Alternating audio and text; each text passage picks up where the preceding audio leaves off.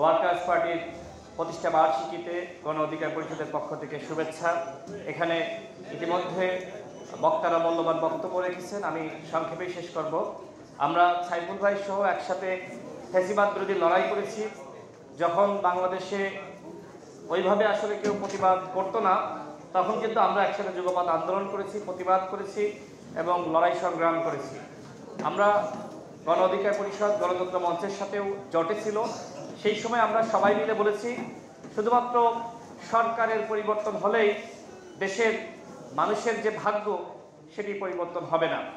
এই জন্য দরকার রাষ্ট্র সংস্কার, শাসন ব্যবস্থার পরিবর্তন। একটি গণ অভ্যুত্থান হয়েছে 2018 সালে যে কোটা সংস্কার আন্দোলন, সেটিকে কেন্দ্র করে 24 সালে আবার কোটা ফিরে আসে। এরপরে যখন হাসিনা হত্যা যজ্ঞে মেতে ওঠে, আমরা যারা রাজনৈতিক শক্তি ছিলাম সবাই মিলে আমরা প্রতিবাদ জানিয়েছি। এটা কোনো পরিকল্পিত গণ অভ্যুত্থান ছিল না। এই গণ অভ্যুত্থান সবার সম্মিলিত প্রচেষ্টায় অনুষ্ঠিত হয়েছে। গণ অভ্যুত্থানে সবার ভূমিকা রয়েছে। এখানে অনেকে বক্তব্য রেখেছেন, অনেকে গণভোটের কথা বলছে।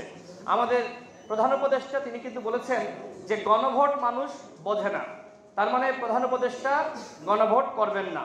এখন যারা গণভোটের কথা বলছেন, তাহলে তারা কি প্রধান উপদেষ্টার উপরে চাপ সৃষ্টি করছেন না?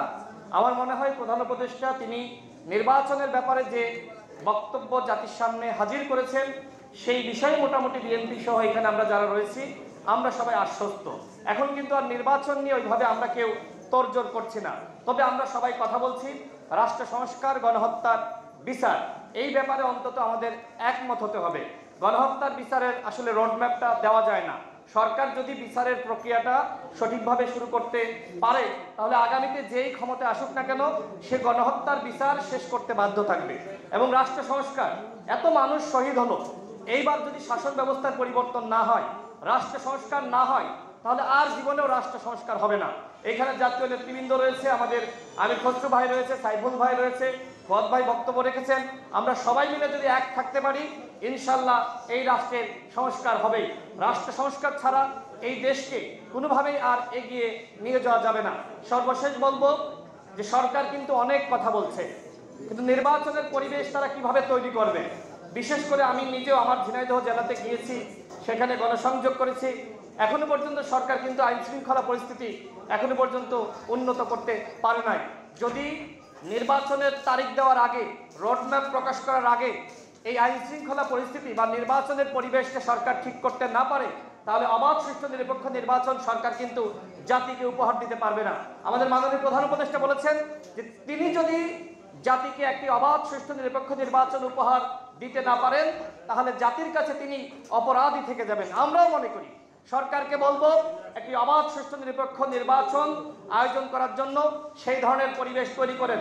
বিশেষ করে রাজনৈতিক দলগুলোর মধ্যে যে অনৈক্য, এই অনৈক্য দূর করা আপনার দায়িত্ব। আপনারা রাষ্ট্র সংস্কার করতে চাচ্ছেন, আমরা আপনাদেরকে সহযোগিতা করব। আমাদের ভিতরে যতটুকু একমত রয়েছে, সেই একমতের ভিত্তিতেই তো সংস্কার হতে হবে। জোরপূর্বক যদি কোনো কিছু চাপিয়ে দেয়, অনেকে কিন্তু মানবে না। যেটি জুনায়েদ সাকিব ভাই বললেন যে আপনার মতামত যতটুকু গ্রহণযোগ্য হয় ততটুকু আপনাকে মানতে হবে, আর যতটুকু গ্রহণযোগ্য হবে না তার জন্য আপনাকে জনগণের কাছে যেতে হবে। আপনি ক্ষমতায় আসেন, ক্ষমতায় এসে আপনার যে ম্যান্ডেট, আপনার চিন্তা, সেটির বাস্তবায়ন করেন। আবারও বিপ্লবী ওয়ার্কার্স পার্টিকে ধন্যবাদ। গণতান্ত্রিক লড়াইয়ে আমরা সবসময় একসাথে ছিলাম। ইনশাল্লাহ দেশের প্রয়োজনে এইখানে এই মঞ্চে যারা রয়েছে, বিএনপি, বিপ্লবী ওয়ার্কার্স পার্টি, গণ অধিকার পরিষদ, এবি পার্টি সহ সিপিবি যারাই রয়েছে, ইনশাল্লাহ দেশের প্রয়োজনে আমরা এক এবং একতাবদ্ধ থাকবো। আল্লাহ হাফেজ, আসসালামু আলাইকুম, আপনাদেরকে শুভেচ্ছা।